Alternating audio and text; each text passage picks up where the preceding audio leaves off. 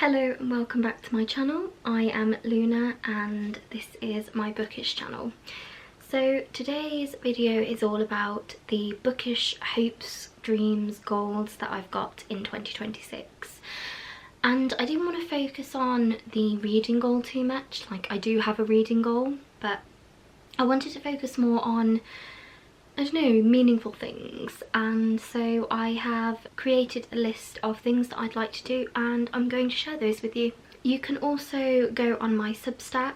My name is Luna Stone on there, and you can find the Substack called 2026 Bookish Goals. So loads of people in the new year have got this thing like new year, new me, and I'm just like, no, like I don't think that changing who we are, especially during winter, is something that we should just decide. I think that change is slow, it is not linear, and we're just these little beings in a big world trying to get by. So I don't want to put too much pressure on myself. I think that every year we say, let's start running, let's do a couch to 5k, and as much as I'd like to do that, I think that spring is probably the time to set goals like that. And in winter, you know, in January we are literally in the heart of winter.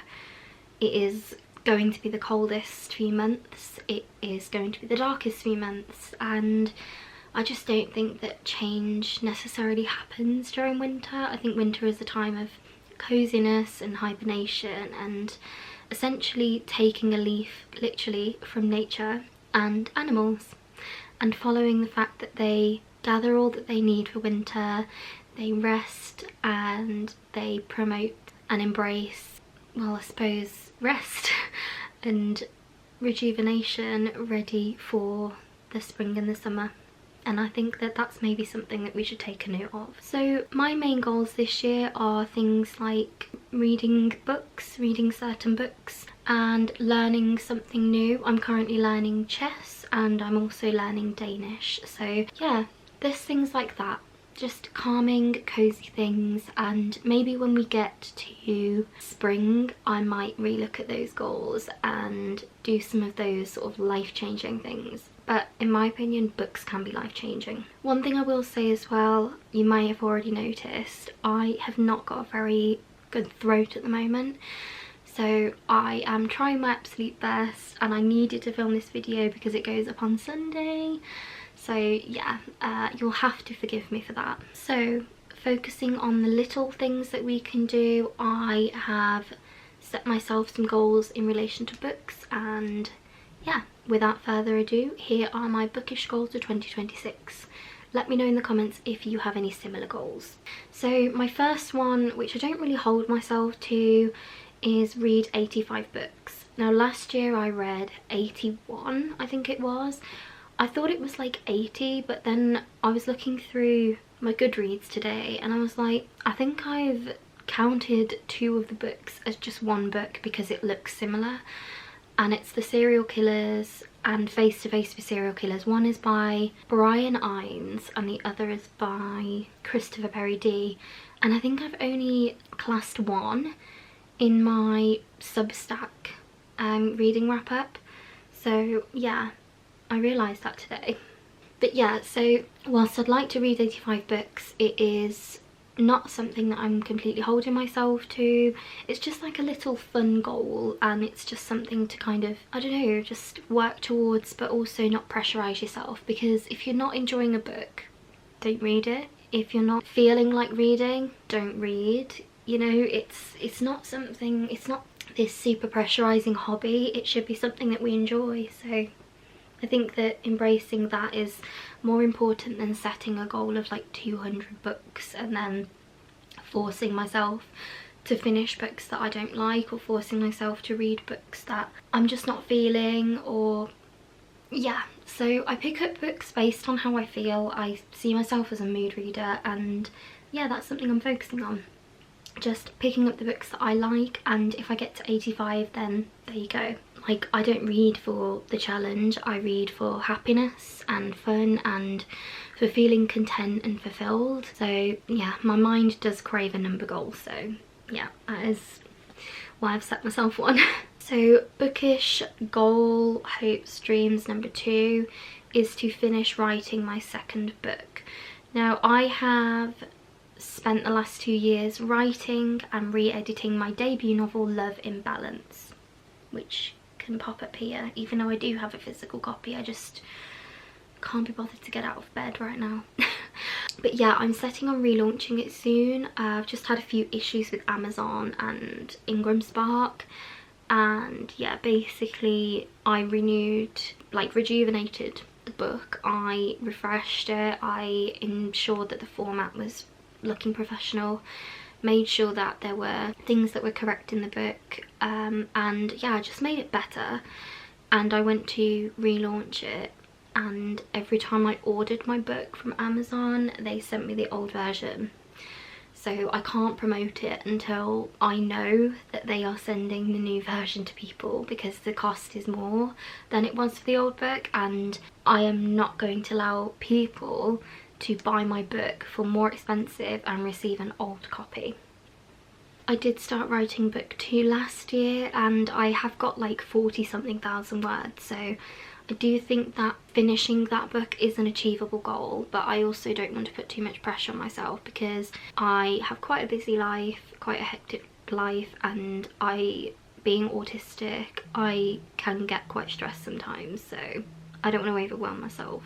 I think that as a writer, having these goals and having sort of not like a pressurized deadline, but just something to work towards is definitely helpful. So every time I try, oh my god, every time I try and talk to my camera and the cat is in the room, she just attacks me. Not attack, but like, I don't know, like she'll get annoyed with me for talking to no one. But even when I'm talking to someone, like in my family, she just doesn't like me talking to people. She wants me to herself. Come here, baby. I'm gonna annoy you like you annoy me. Okay. Can you see yourself?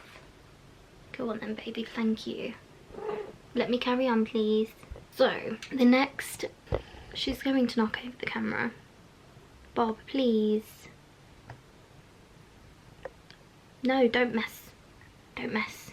So the next goal is to read more books from different genres. I am definitely a romance girly. When it comes to reading, I just want stuff that makes me feel like happy and at ease. I think I've got cat hair on my mouth. And so if the camera's shaking, it's because she's rocking the table that it's on. Yeah, so I'm definitely a romance girl. And yeah, when I read books, I tend to want to feel at ease, don't want to feel sort of anxiety, and I just want to feel happy and content. So I tend to go for sort of light-hearted romance books. But on saying that, I am a massive fan of horror, so I'm definitely going to try and incorporate more horror into my my reading choice this year, because I do have a lot of books on the shelf of different genres, particularly horror. So that is definitely something that I want to dive into. I've been watching Evelyn Gabsmolder's, her book channel, and she did like a 2025 book rating system. I'd love to do something like that. And I was literally sat there with my wish list open, and I was just typing in the horror books that she recommended. So hopefully I'll have a good few this year that that I'll be able to dive into and enjoy. But yeah, so I think I'm going to try horror. I might dip my toe into some crime, maybe a bit of non-fiction. I have been reading a few audiobooks, medical ones and sort of self-help ones, and I think I prefer to listen to those books instead of reading them, because I find that while I'm driving, popping them on, I can just absorb it better than I would if I was just sitting reading.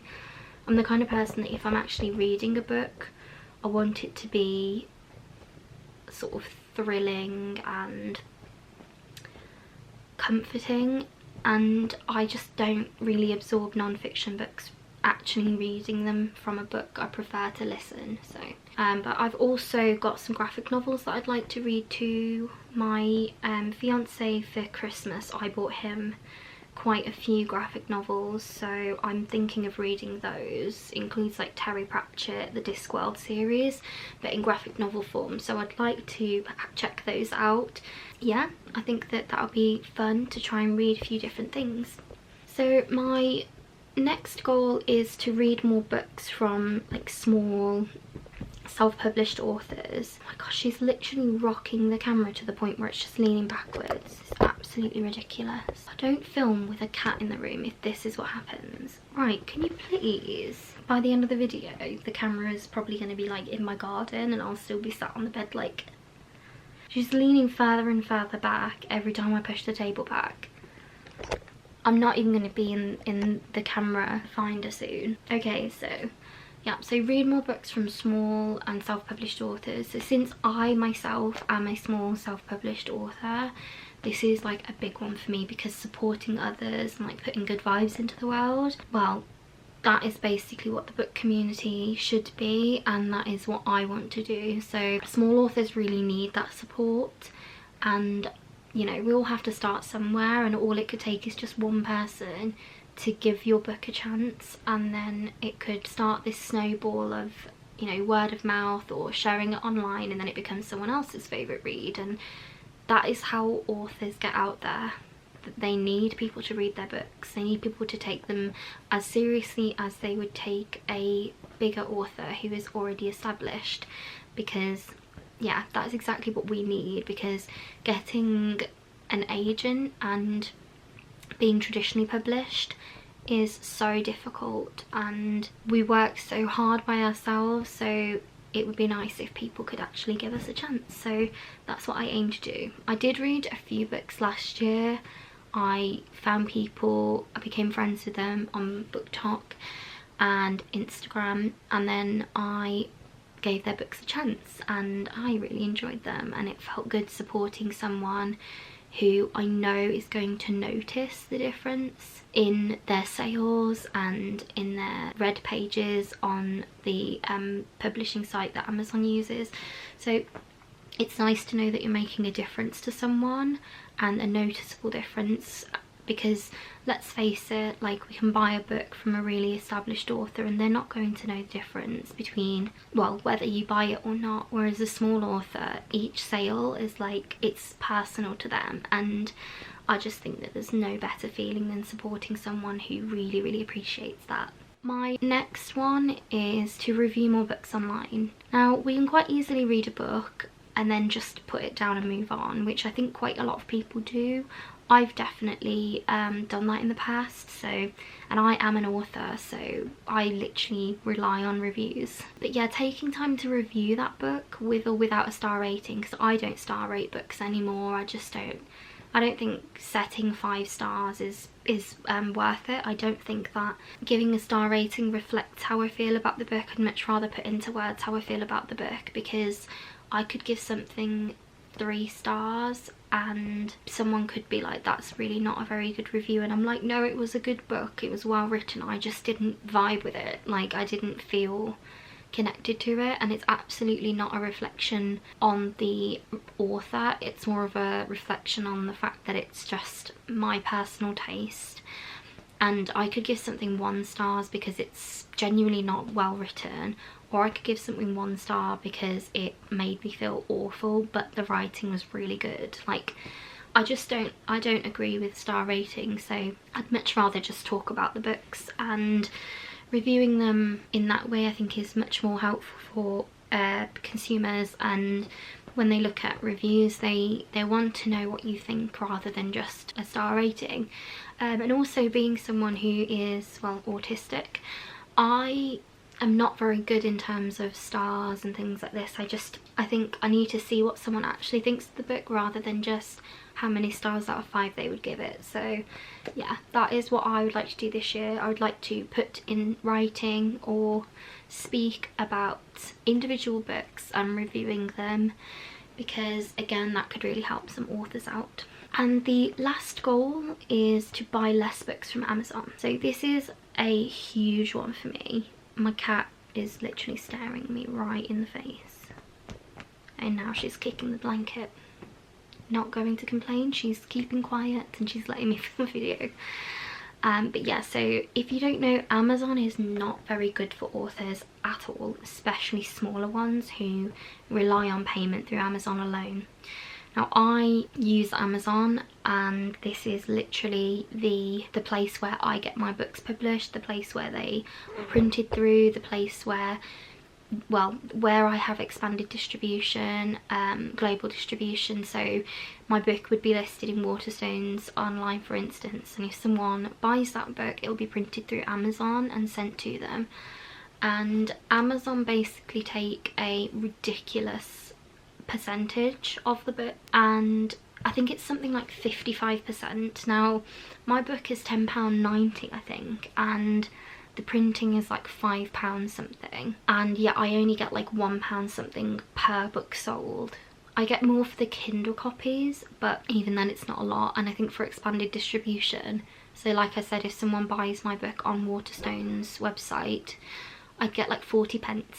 So it's absolutely ridiculous. It does not help small authors at all. So I'm trying to be mindful of that and buy more books from like Works and Foils, Waterstones, just places that, yeah, might help the author a bit more. And also they have a bit more respect for authors as well, because I'm not saying that Amazon are, you know, horrendous, but I have heard a lot about the way that they are with companies, and so I'm trying to be more mindful and more informed about where I'm shopping and trying to help small authors like me more until we can all find better platforms for ourselves to earn a living, because the percentage that Amazon take, that is just not, it's not helping us. And you'd have to sell so many copies, you'd have to have an unbelievable amount of people reading your Kindle book on KDP, Kindle Unlimited, sorry,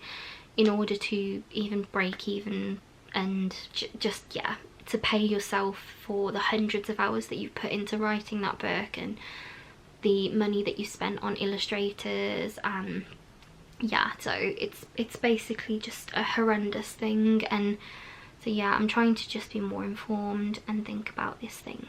Yeah, I know Amazon is very convenient for people, but genuinely they are just not super duper. Anyway, that is it for my goals. I won't lie, I sat and wrote my goals at like 6 AM like a week or two ago, and just wrote the list off the top of my head, but it felt right. Like, yes, it's an impulsive write, but yeah, I felt happy with those goals. And yeah, I think I'm pretty set with the things that I'd like to do this year, and I think that focusing on those goals and trying to make better decisions on things and shop more sustainably, and yeah, like I'd like to go into like more charity shops and stuff and buy books from there. And I think, yeah, just thinking more about what I'm doing and trying to support people the best way I can. I think that's super important. But yeah, so this was my bookish goals, hopes, dreams, etc. And I think I'm already doing pretty good for January. I've read quite a few books, but genuinely like enjoyed most of them, so that's a good thing. Thank you so much for watching my video or listening to my video, and yeah, I suppose I will see you very soon, and hopefully I can be more consistent, because I'm absolutely terrible at organising myself and filming videos and scheduling them.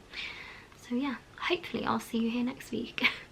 Have an amazing rest of your week, and I hope January has been a good month for you, or whenever you're watching this, I hope it's been a good month for you. And yeah, stay wonderful.